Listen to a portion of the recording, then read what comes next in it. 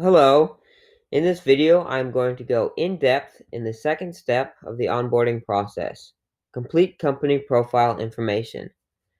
To get to step 2, we're going to go to our cogwheel and go to company profile. Now from here, we can edit all of our company profile information, which would be the email to the company, the name of the company, a website if you have one.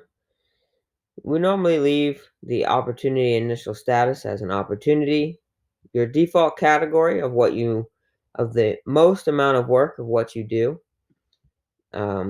adding your company logo by browsing files here on your computer.